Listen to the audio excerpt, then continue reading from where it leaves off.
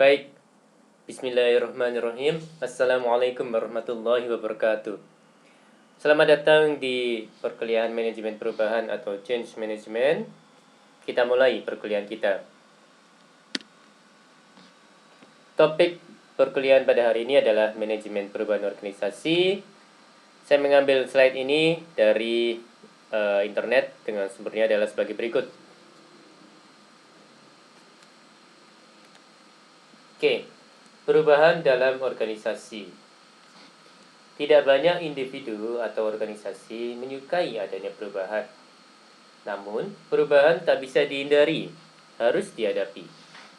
Ya, perubahan adalah sesuatu yang tidak bisa dihindari gitu, okay?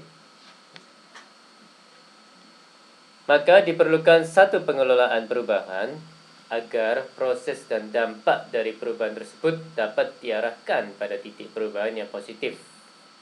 Jadi ada perubahan positif, ada perubahan negatif gitu, okay? Mas dan Mbak sekalian. Dan tentunya perubahan positif yang dituju.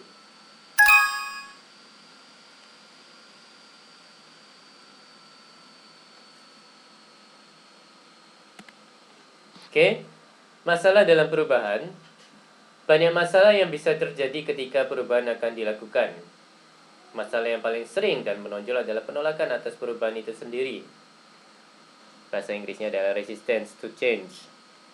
Penolakan bisa jelas terlihat, eksplisit, dan segera, misal mengajukan protes, ancaman mogok, demonstrasi, ya, tanda tidak setuju sama perubahan yang terjadi, okay? Mas dan Mbak sekalian. Ada juga penolakan yang tersirat, implisit, dan lambat laun, misalnya loyalitas pada organisasi berkurang, motivasi kerja turun, dan kesalahan kerja meningkat. Mengapa perubahan ditolak? Penolakan atas perubahan oleh individual.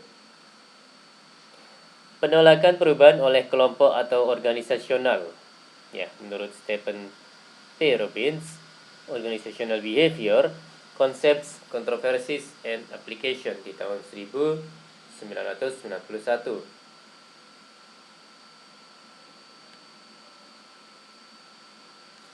Individual resistance, ada beberapa poin. Ada kebiasaan, ada rasa aman, ada faktor ekonomi, ada ketidakpastian, dan persepsi. Oke, masuk ke kebiasaan. Ya, poin pertama ya, kebiasaan merupakan pola tingkah laku yang ditampilkan berulang-ulang sepanjang hidup. Kebiasaan dilakukan karena merasa nyaman, menyenangkan. Jika perubahan berpengaruh besar terhadap pola kehidupan, maka akan muncul mekanisme diri, yaitu penolakan. Poin kedua adalah rasa aman. Jika kondisi saat ini memberi rasa aman, ya, nyaman, dan kita membutuhkan rasa aman yang relatif tinggi, maka potensi menolak perubahan pun besar. Status quo dikedepankan sebagai alasan. Poin berikutnya adalah faktor ekonomi. Segala sesuatu yang terkait dengan pendapatan atau income. Dengan perubahan tertentu mungkin akan mengurangi pendapatan. Misal konsep 5 hari kerja akan mengurangi upah lembur. Ya, yang awalnya misalnya 6 hari ya, dengan hari ke-6 adalah setengah hari gitu. Contohnya. Poin berikutnya adalah ketidakpastian. Takut akan sesuatu yang tidak diketahui, karena sebagian besar perubahan tidak mudah diprediksi hasilnya. Dengan kata lain, kondisi sekarang sudah pasti, sedangkan kondisi nanti setelah perubahan belum pasti. Maka orang akan cenderung memilih kondisi sekarang dan menolak perubahan. Ya, karena kondisi sekarang sudah pasti dan kondisi nanti, kondisi perubahan belum terjadi ya, sehingga belum pasti. Poin berikutnya adalah persepsi. Persepsi merupakan cara pandang individu terhadap dunia sekitarnya. Cara pandang ini mempengaruhi sikap individu. termasuk dalam melihat dan menyikapi perubahan Mas dan Mbak sekalian. Oke, masuk ke bagian organizational resistance. Ada beberapa poin. Ya, ada inersia struktural, ada dampak luas perubahan, ada inersia kelompok kerja, ada ancaman terhadap keahlian, ada ancaman kekuasaan, dan ancaman alokasi sumber daya. Inersia struktural, poin yang pertama, artinya penolakan yang terstruktur.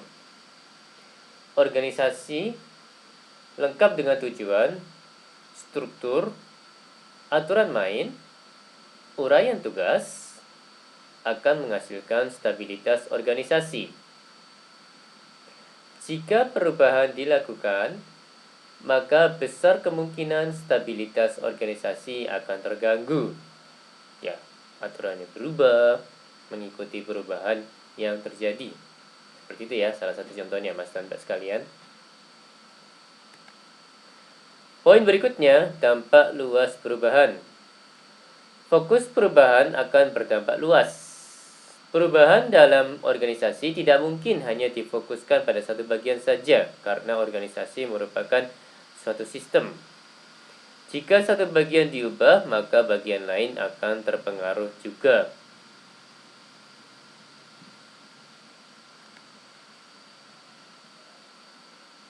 Poin berikutnya adalah inersia kelompok kerja. Meskipun individu mau mengubah perilakunya, namun norma kelompok memiliki potensi untuk menghalangi perubahan. Dominasi pengaruh kelompok lebih kuat pada individu dalam kelompok. Ya, istilah lainnya arogansi kelompok gitu ya, Mas dan Mbak. Ya, ini poin inersia kelompok kerja. Poin berikutnya, ancaman terhadap keahlian. Perubahan dalam pola organisasional dapat mengancam keahlian kelompok kerja tertentu. Penerapan IT dapat menggantikan aktivitas secara manual terkait mutu SDM, sumber daya manusia. Oke, poin berikutnya adalah ancaman kekuasaan. Ancaman terhadap hubungan kekuasaan yang telah mapan. Mengintroduksi sistem pengambilan keputusan partisipatif seringkali dipandang sebagai ancaman kewenangan bagi tingkat middle manager atau manajer menengah ya, Mas dan Mbak.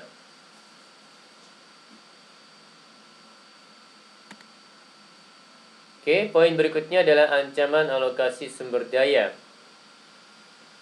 Kelompok-kelompok dalam organisasi yang mengendalikan sumber daya dengan jumlah relatif besar sering melihat perubahan organisasi sebagai ancaman. Apakah perubahan tersebut akan mengurangi anggaran atau SDM kelompok kerjanya atau tidak?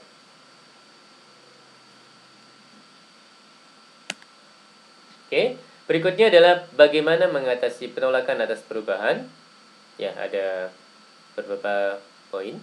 Ada pendidikan dan komunikasi, ada partisipasi, ada fasilitas dan dukungan, ada negosiasi, ada manipulasi dan kooptasi, dan juga ada poin paksaan.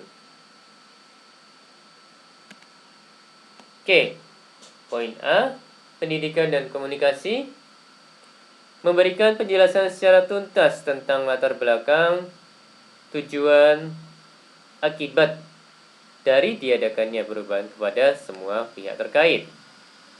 Komunikasikan dalam berbagai macam bentuk, ceramah, diskusi, laporan, presentasi, bahkan sosialisasi.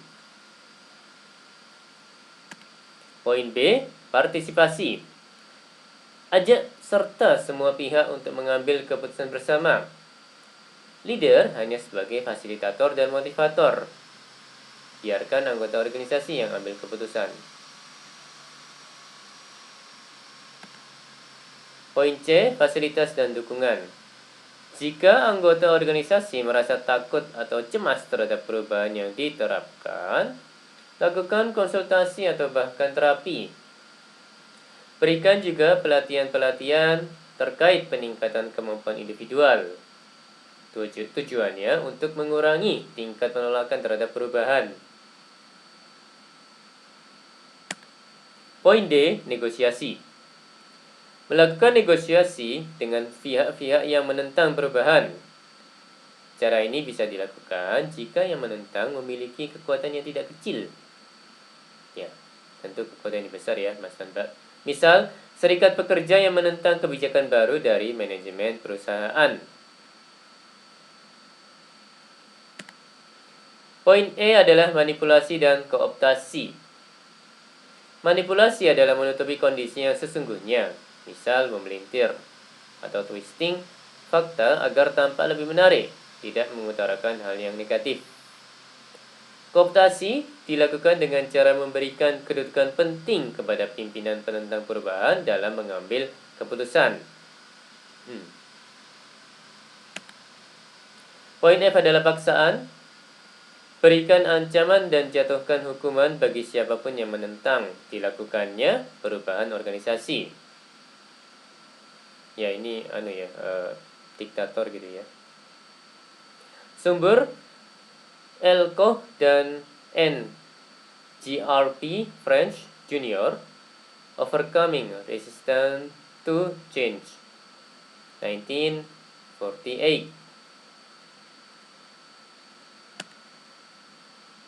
Oke, masuk ke pembahasan pendekatan dalam manajemen perubahan organisasi.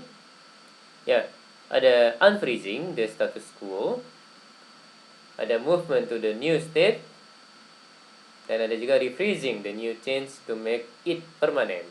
Ya, sebenarnya adalah Kurt Lewin, Field Theory in Social Science di tahun 1951.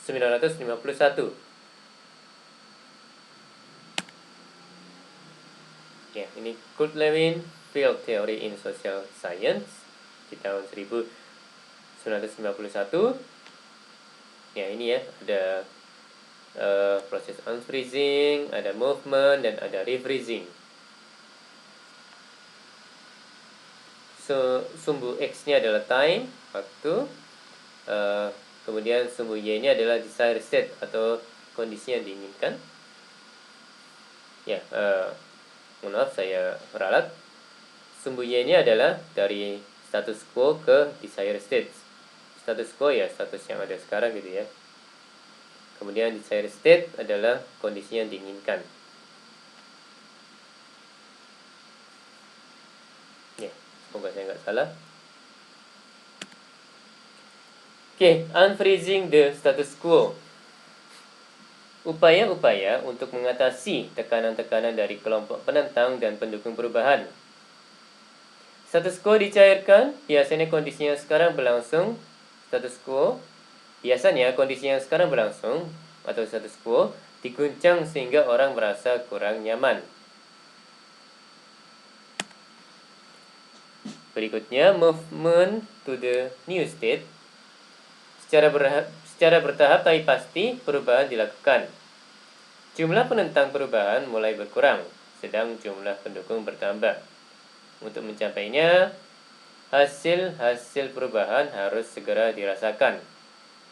Ya, tentunya ini mendukung itu nggih, Mas dan Mbak.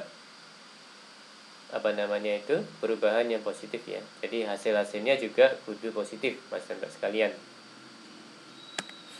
Refreezing the new change to make it permanent. Jika kondisi yang diinginkan tercapai, stabilkan kondisi melalui aturan-aturan baru, sistem kompensasi baru, dan cara pengelolaan organisasi yang baru juga. Jika berhasil, maka jumlah penentang akan sangat berkurang, sedangkan jumlah pendukung semakin bertambah banyak. Jadi setelah kondisi yang diinginkan tercapai, membuat atau membuat sistem baru supaya menstabilkan kondisi itu kondisi yang diinginkan tersebut Mas dan Mbak sekalian.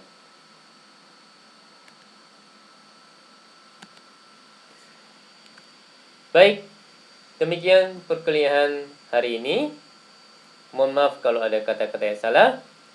Terima kasih. Wassalamualaikum warahmatullahi wabarakatuh.